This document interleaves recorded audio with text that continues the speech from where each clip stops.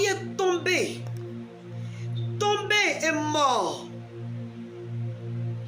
Non, écoute le témoignage. Écoute le témoignage d'abord. Ne mets pas les pleurs, non. J'ai un véritable Dieu. Quand tu vas écouter mon témoignage, tu seras touché. Et le 12 janvier 2020, mon mari tombe et meurt.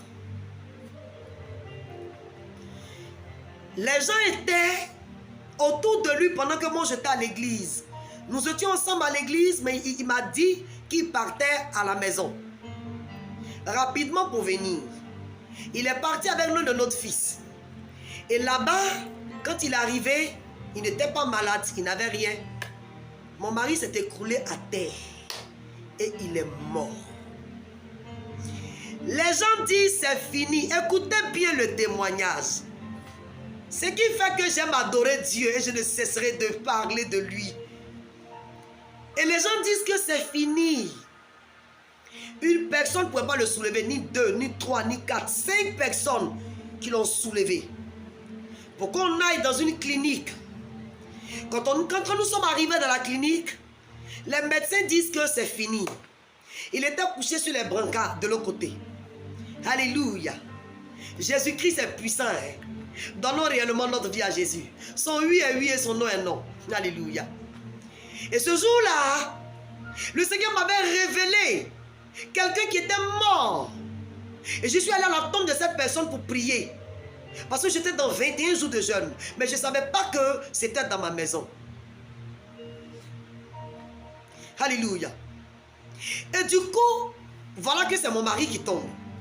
Et quand il est tombé, on va à l'hôpital. Les médecins disent c'est fini. Les médecins disent c'est fini. Alléluia. Oh, restaure. C'est-à-dire que sois restauré par cette parole qui sort. Et quand les médecins disent que c'est fini, ça pleure. Et le Seigneur me dit, j'entends la voix du Seigneur qui me dit, je suis ton meilleur ami. Je suis ton meilleur ami. Je suis ton meilleur ami. Alléluia. Et dans cette histoire de je suis ton meilleur ami, qui m'a dit ça 3 fois. Et quand j'ai vu le corps de mon mari, j'ai dit, Seigneur, tu m'as dit ce matin que tu étais mon ami. Un ami ne trahit pas. Un ami ne rejette pas. Alléluia.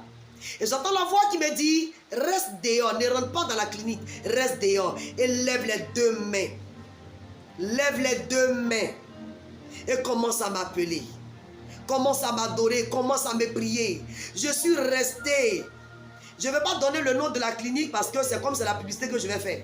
À Yopougon ici. Et je suis resté devant la clinique. En train d'appeler le Seigneur. Élever le Seigneur, glorifier, adorer. Mes enfants. 30 à 40 minutes après. La clinique. Ils ont commencé à courir dans tous les sens.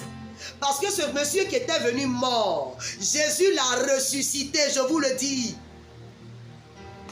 Mon mari vit, il vit avec moi.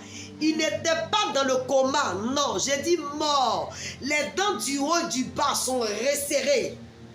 La langue pendait déjà. Il était mort. Les médecins disent c'est fini. Mais on a un Dieu qui est puissant. On a un Dieu qui est vivant. On a l'Éternel des armées avec nous. On a celui-là même qui a été ressuscité le 1er jour, le 3e jour plus tôt. Et je vous assure, aujourd'hui mon époux, il vit. Là où je suis en train de vous parler là, c'est lui qui est en train de faire le direct. Il vit. Ça nous fait 27 ans de mariage. Alléluia. Mon mari vit aujourd'hui. Il vit, il n'est pas mort. Les hommes disent qu'il était mort. Mais Jésus-Christ a ramené mon mari à la vie. Jésus-Christ a ramené mon mari à la vie. Et je vous le dis, qu'est-ce qui ne va pas dans ta vie? Je ne te parle pas de quelqu'un d'autre, je te parle de mon témoignage. Frère, ma soeur, je te parle de mon témoignage. Je te dis que les hommes ont dit que mon mari c'est fini. La médecine dit c'est terminé pour lui. Mais aujourd'hui où je te parle, cet homme il vit. Cet homme il vit.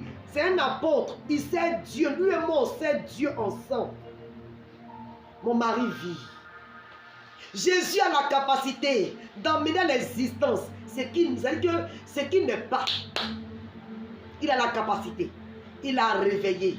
Je vous dis que je sais, quand on dit Jésus a ressuscité Lazare dans la Bible, je vous le dis en vérité, c'est la vérité. Jésus a ressuscité moi, mon mari. Pendant que tout le monde disait que c'était fini, je vous assure, le lendemain, je suis venu dans la rue en train de prêcher. Je suis venu à 5 h du matin prêcher dans la rue. J'ai fini de prêcher, j'ai dit Seigneur, où je m'en vais là? Qu'on me dise que mon mari n'a rien, pour que je me retourne avec lui. J'ai fini de prêcher de 5 h à 8 h du matin. Quand j'ai fini de prêcher, bien aimé, je me suis retourné dans la clinique. J'arrive là-bas, le médecin dit, prends ton mari, vous allez partir parce qu'il n'a rien. Alléluia. Est-ce que ça ne peut pas donner la force à quelqu'un de parler de Jésus en tout temps? C'est quoi le chant que j'ai dit, Mangole, voir tout Fatouma, je parlerai de Jésus. Si tu veux, faut me frapper. Si tu veux, faut m'humilier. Si tu veux, dis tout ce que tu veux de moi. Je vais parler de Jésus. Parce que quand je parle de Jésus, je parle avec fierté, avec honneur.